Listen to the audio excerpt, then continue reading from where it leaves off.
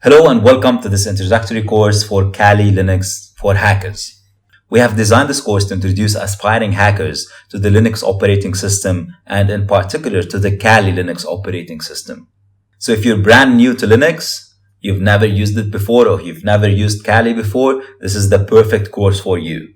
We're going to be building up on some basic skills and moving up gradually in the difficulty until you become proficient and very comfortable with Linux. This is not an advanced course though. You're not going to be doing any super difficult stuff and rebuilding Linux kernels and all that crazy stuff you hear about. We're not going to be doing that. Our objective from this course is to make you as comfortable as possible with Linux operating systems. So if you encounter one during an ethical hacking engagement, you know exactly what to do. Or if you decide to use Linux at home, for example, instead of Windows, you'd be comfortable with using it, setting it up, and doing the day-to-day tasks that you do with your Windows operating system. First, let me start by saying Linux is really not that scary. It really isn't. A lot of people, when they see the command line, they freak out. To them, this is like a nightmare. What I want to do is I want to take this nightmare and show you how pretty and cute and lovely it could be. And I want to give you the fundamentals and the basics and the foundations so you can build up on those gradually. And if you wish so, you can keep advancing until you become a Linux ninja. You might be wondering and asking yourself, but do I have to really do it? Do I really have to learn Linux? We did the Ethical Hacking for Beginners course and we didn't even touch Linux. The only way we got exposed to it was when we hacked into it towards the end of the course and we broke into the Metasploitable machine. So do I really need to learn? Yes. And here's why. Most hacking tools are Linux based. So if you're somebody who wants to take your ethical hacking career seriously, you absolutely definitely must learn Linux. It will make your life so much easier, trust me. It is a bit difficult at first, but by the end of this course, I can guarantee you that you're going to be falling in love with Linux. When you see the kind of things and tricks that you can do, you will start to wonder, how on earth did I do that without Linux before? Needless to say, you will also face Linux targets. We saw that in the Hacking for Beginners course, and you are going to be continuously seeing that throughout your career as an ethical hacker. So you must absolutely know your way around these targets. Speaking of targets, you might think that Linux is only on Linux servers, but you'd be surprised where else you can find this operating system. For example, did you know that Android is built on Linux? In the future, we might be releasing a course on Android hacking.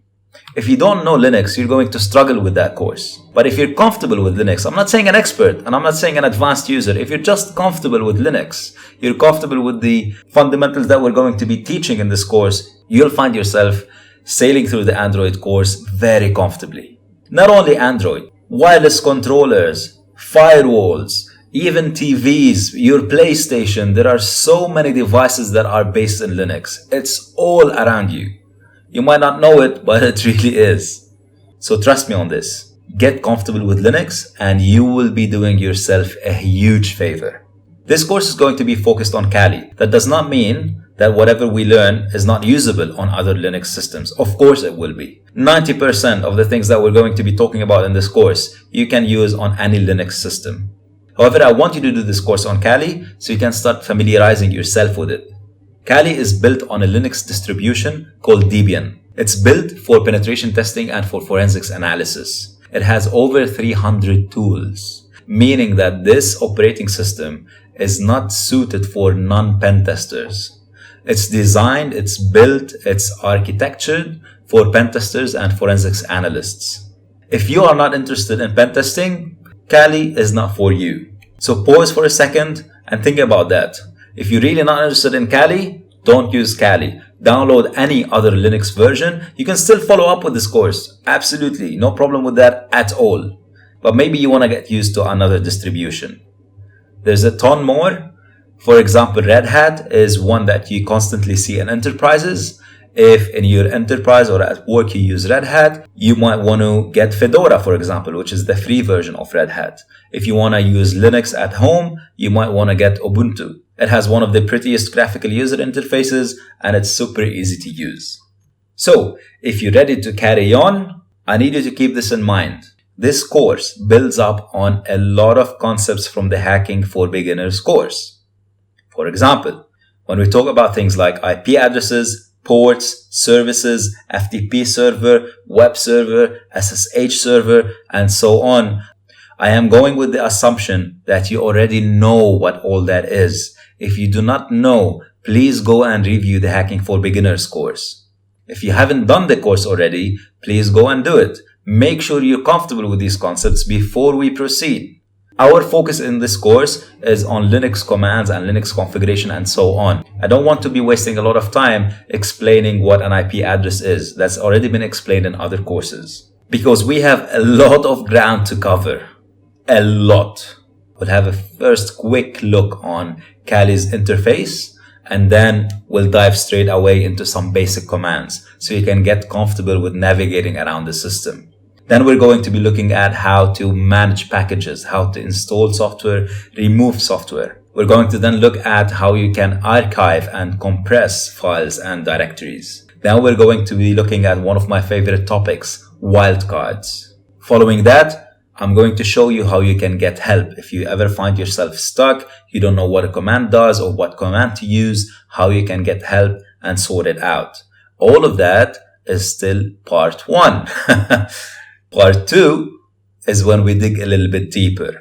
We'll start with something light, and I'll introduce you to a text editing tool called Nano. Then we're going to be looking at some basic network configuration. Following that, we'll start having some fun with configuring services such as SSH, web service, and so on. You'll be turning your Linux box into a web server and an SSH server. Then we'll look at users and groups and how we can control those and the permissions around them. Once we're done, we'll look at process management, how we can control processes, stop them, background them. We're going to be doing some really cool stuff with processes. And last but not least, we'll look at output redirection and piping. I'm going to be showing you some practical examples from my day-to-day work, things that I use when I'm doing my job as a pen tester. And that would be part 2. There is one more part. In part 3, we're going to take everything that we learned and we're going to put it together to build a Linux target. We're going to be downloading a minimal Ubuntu version, a very small tiny Linux, and we're going to build it up from scratch in a way that it's vulnerable to a particular attack. I'm going to show you how I created the target system for the Web Application Fundamentals course. If you've done that course, at the end, there's a virtual machine that I ask you to download and to hack. I'm going to show you how I created this virtual machine for you, and then I'm going to show you how we can use the Linux commands to hack this machine and achieve our target. Before we move into the next section, this is a slide that is quite unique to this course. This is the post-exploitation slide. Whenever you see this slide in any section, this is a note or a slide that tells you how you can use the information presented in that particular section after you compromise a host to expand your control. In other words, if you are in an ethical hacking engagement and you come across a Linux system that you manage to successfully get into, you compromise that Linux machine. Compromising it is not the end of the story. There's a lot more that can be done after you compromise the machine. Because normally, you would compromise the machine, but if the system administrator is a bit switched on, you wouldn't be able to get access as root straight away. You will get access as a low privileged user. And you will need to do some homework. You need to do some digging around to be able to find a vulnerability through which you can escalate your privileges and become root and take full control over your system. To do that, you're going to be needing some of the techniques that I'm going to be explaining in this course. So whenever you see the post-exploitation slide, pay special attention to it because it will give you some tips and tricks that you can use after you compromise a Linux host. Here's the setup that I'd like you to do before we get started. We're going to download and install Kali on a virtual machine. We've seen this before in other courses. We know what a virtual machine is and we know how to set it up. If you've not seen this before, a virtual machine emulates the functionality of a computer system. It's as if you have a separate physical computer. So you install this virtual machine software, usually VMware or VirtualBox, for example. And once that's set up on your, let's say, Windows system, inside that virtual machine, you can install another operating system, and that will be treated as a completely separate operating system. So what I'd like you to do is either install VMware or VirtualBox and then install Kali on either of them.